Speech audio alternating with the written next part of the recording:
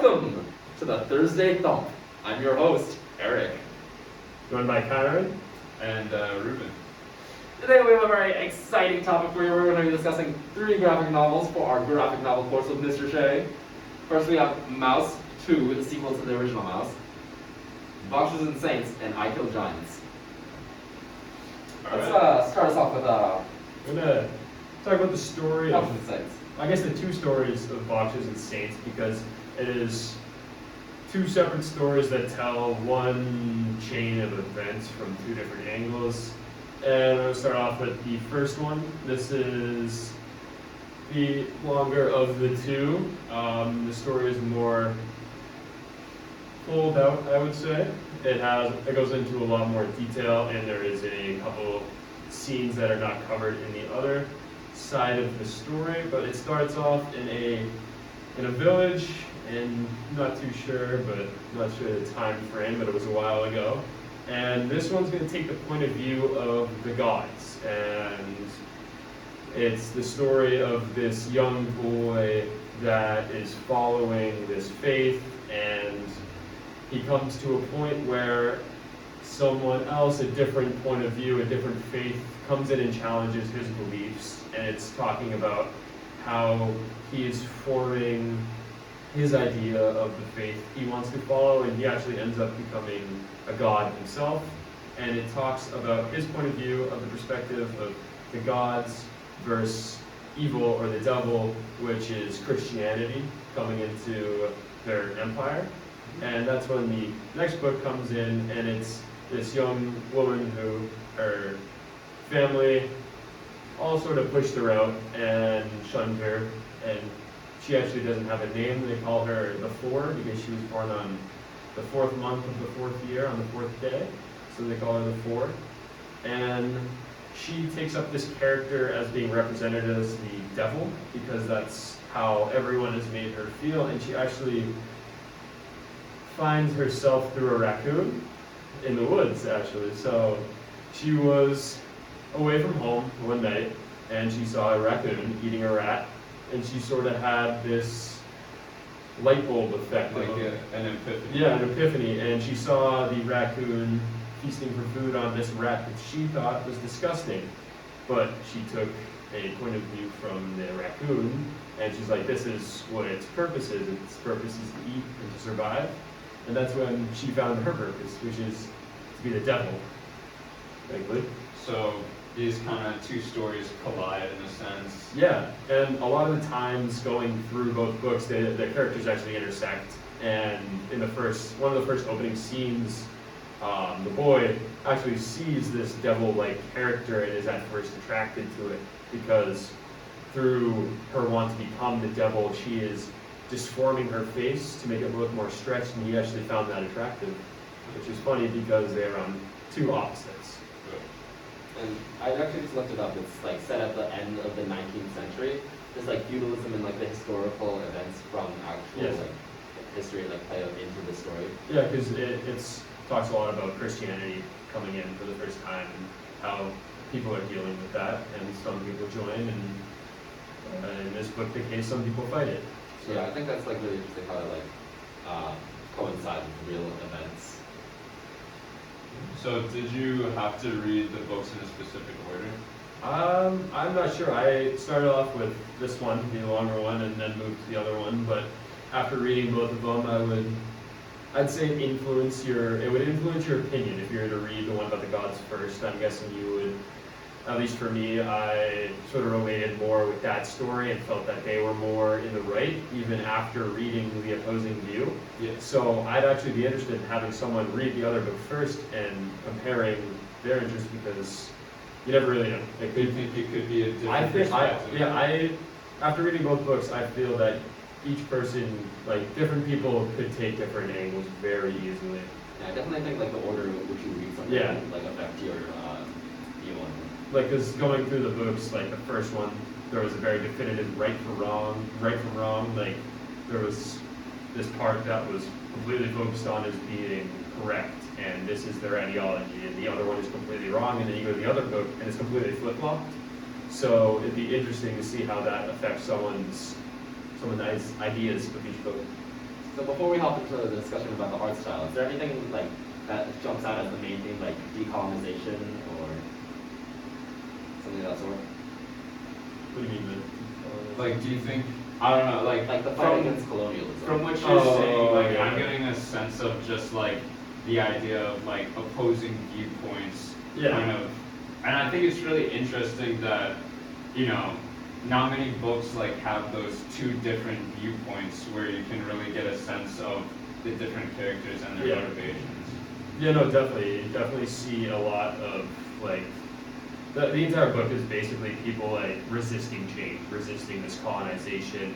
And it even talks about in the first book, they find this new land, this new big city.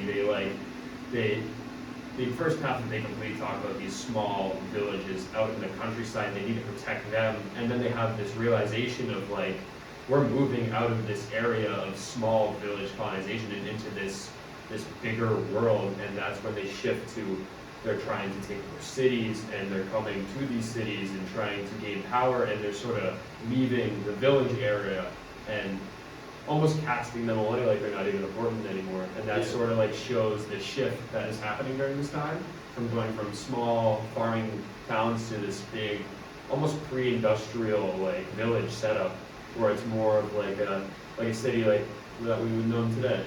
What we know today. Do you think there's any elements of like greed in this story? Oh yeah, I think especially in the first book, as the kid becomes a god, he becomes almost a dictator of this religion. He is the top, he's the figurehead, he controls everything, and I noticed a lot in the book, their group, they're called I think I'll have to look it up, it's Swordsman, I don't know if I have to. So while you look that up, I I did guess this. in this. I just wanted to talk on. I think it's really like I just really like the aspect of combine or like the colonialism in there. Yeah. It gives me big vibes of like the stories I've read about Africa and like the way that it plays there because it's like a global event during the 19th century. Like many of these like smaller or like less developed nations are being taken over or colonized by these like Eurocentric powers. It kind of reminds me of in Mouse too, like the fact that it's the story of like the perspective of one person in this like grand event, you know, like this impactful, like world changing, like series of events. Yeah, I think the importance of like actually downsizing the story to one person and their experiences during the whole thing can actually help better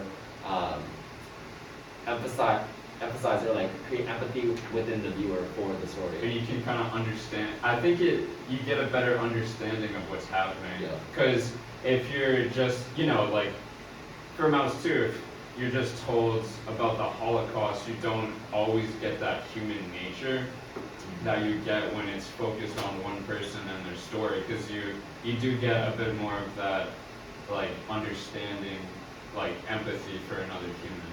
Yeah, for sure. So, art style wise, what did you think?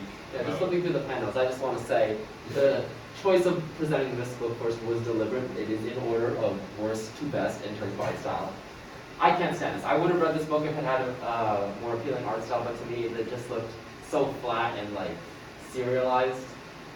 Yeah, Like, what do you think? I would have to agree with you at first, but after reading through, I actually think that it complements the story quite well. It's very black and white. It's not very cluttered. Like we were talking about this before we started filming with the I Kill Giants. At certain panels, it was kind of confusing, and it was sort of like it sort of almost in the I Kill Giants situation, it sort of went along with the storyline because it's not very clear until the very end, and that complements this. But in this, you know the whole story, like almost straight from the start. You know what they're fighting for from the start. It's very black and white, very clear, and that goes along with the way that the panels are drawn out. It's very like one way, which is almost parallel with the idea of each book is trying to influence you. From one side, it's very black and white. This is like what they believe is the only thing that's true,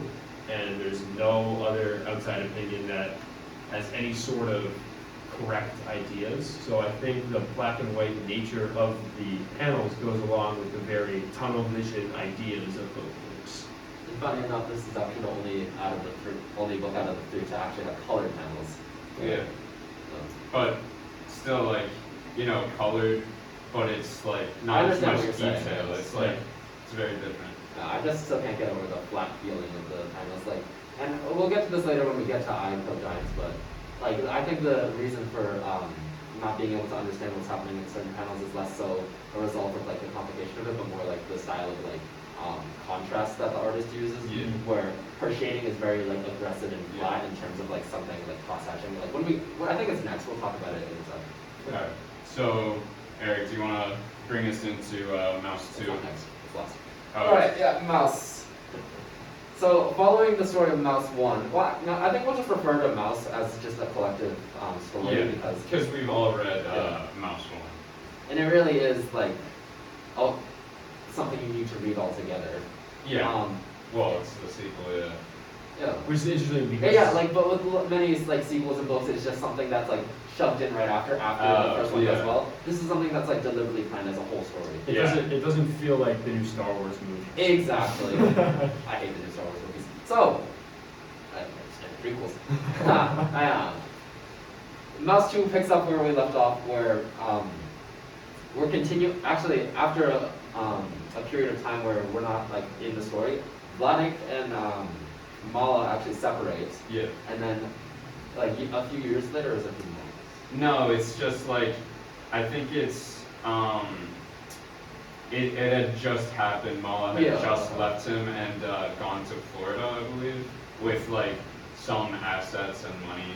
And so that's where the story begins. And so it's Francois, which is Art's girlfriend, and Art going to visit Vladek. Yeah. But like the amount of time in between the stories, do you know how much it is? I don't remember. I don't think it matters that much. It's basically, he picks up the story and we continue with Vladek recounting his time during the Holocaust. So the events in between is just a reminder to always get a prenup. So we continue his story, and then we left off with within Vladek's story, the two of them, him and Anja, being sent to concentration camps. Yeah. With two separate ones, and through his skills as a former factory owner and also being able to actually speak English, he's actually able to survive, not only survive, but like influence his position in the camp, like with the guards. Yeah, I think it's just like him kind of doing whatever he can to survive and get food. And even still with that, it's like so painful. And we see, I think this book is just like so much imagery and so much just, you know, like powerful moments where like here we see Vladek, he I think that at this point he had gotten typhus, and he has to step over the dead bodies of other people in order to get to the bathroom, and he wonders if like maybe like soon that might be me, and it's just this constant, you know, thought of like you just think you're gonna die every day, and it's just like such a horrible way to live. And like in this image on the right, we also see I think it was when he was describing not only the gas chambers at Auschwitz, but they had also at one point decided just to burn people alive in these pits that they had dug out. And going back to like what we first started talking about towards the end of our conversation with Bogdan Saints, the art style is, I think, like it's like one of the biggest things in graphic novels. Art style tells part of the story along with the words, and I have not read Mouse 2, but I can feel this. I can feel like what is going on, and like the difference from the art style, this black and white, to this, it's almost like darkness, like this is like what the demon is, and it goes along with that horror that is being told, and I just find that very interesting in how the story is not only told through the words, but through the art. Yeah, and I think like the shading the way I think they do maybe some cross hatching and like that style where it's lines makes it feel grittier, I think. Yeah, definitely. Definitely.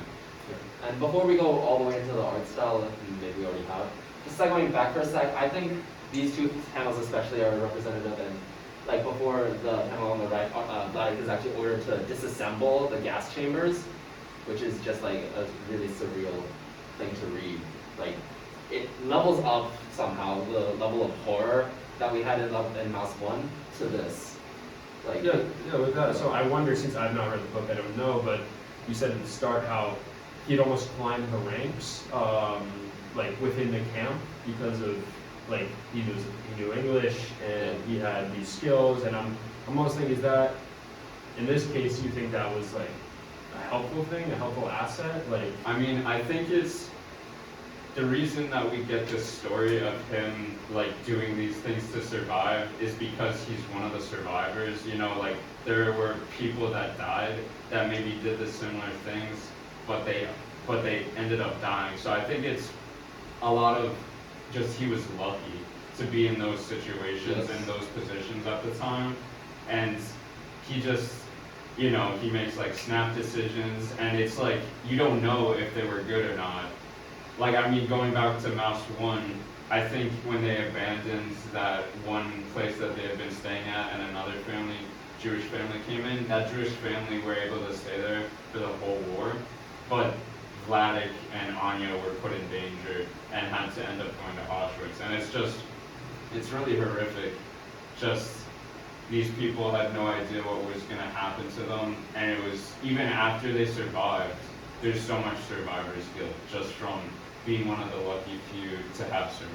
yeah, so it almost seems like they're playing one long game of the lottery, that like each decision holds a certain amount of weight, and one might seem better than the other at the time, but after in reality, a different option would have been better, like what you said with leaving the house out. I think it's just like, I think more of it as like, just these decisions. I mean, imagine making a decision that might save your life or Yeah. might take it away every single day.